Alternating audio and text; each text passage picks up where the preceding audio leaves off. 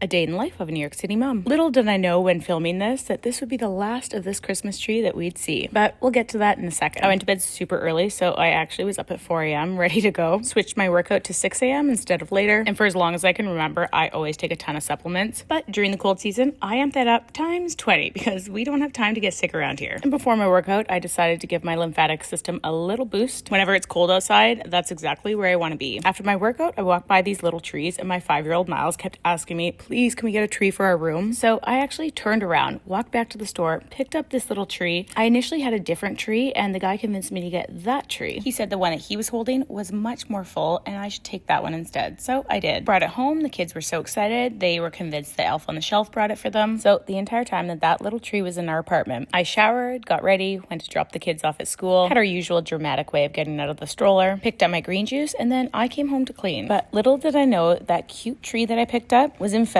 with bugs. So the entire time since I brought it home at 6:45, those bugs, spiders, ticks, whatever they're called, were making their way onto our big Christmas tree and all throughout our apartment. And at this point, I still had no idea, didn't notice anything. So I got ready to go out in the rain because I had an appointment to get my hair cut. I just came home and there was spiders everywhere that had just hatched. Everywhere. And I can't even explain. I'm still so itchy at the thought of it.